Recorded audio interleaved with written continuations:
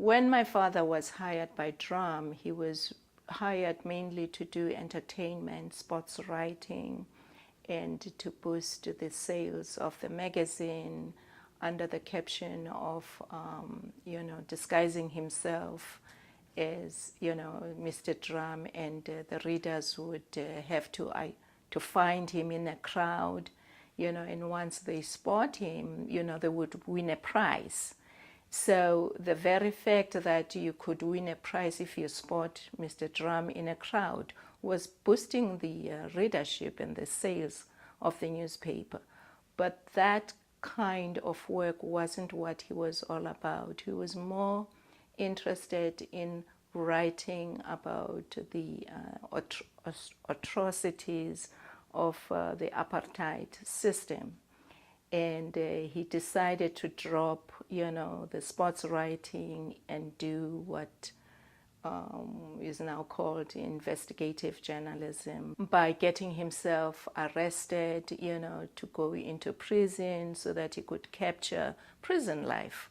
For him to be arrested, he knew he had to get himself drunk and be picked up, because all drunkards,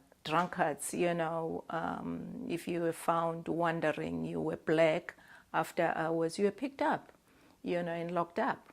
So this was a scheme for himself to be arrested. So he got himself drunk, was arrested, and sent into the jail.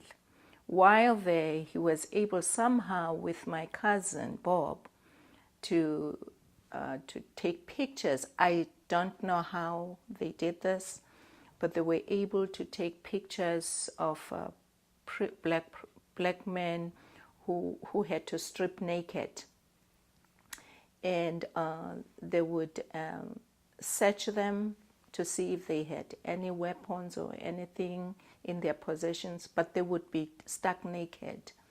And that practice was called tauza, which means you have to expose yourself to the guards to show them, you expose your private parts, to show them that you don't have anything hidden.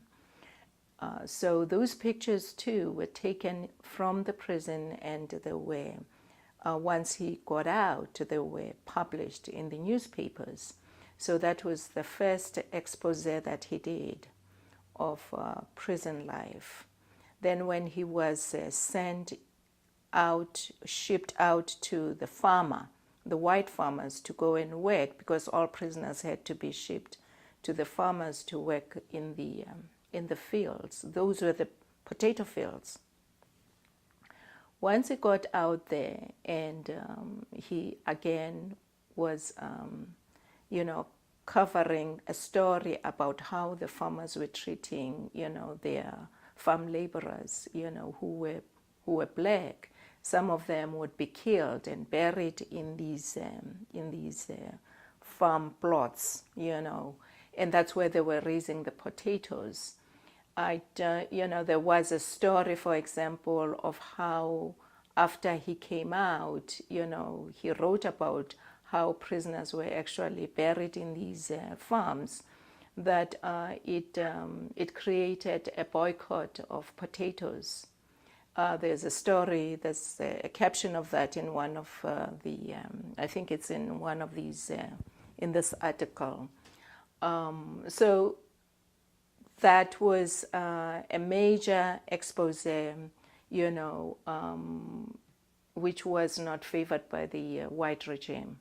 The third expose that he was working on when he was killed was to expose the secret abortions on black women who were impregnated by their masters, white masters, because it was known that there were, these abortions. So he set out, in fact, he set up an appointment with a nurse who was working for this particular doctor.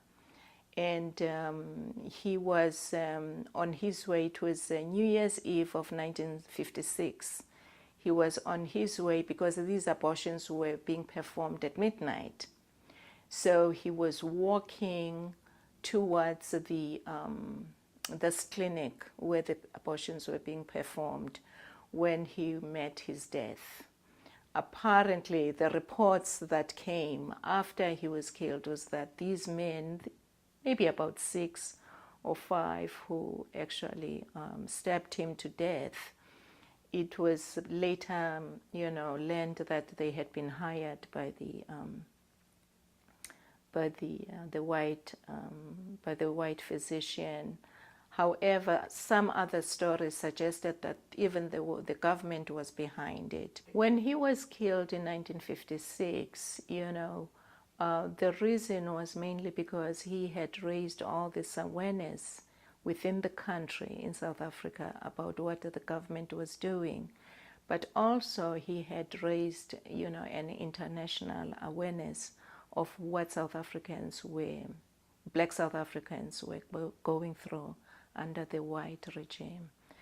And if you can remember that the ANC wasn't really active, it was working mainly underground. So he was, you can consider him a voice, for the oppressed Black South Africans.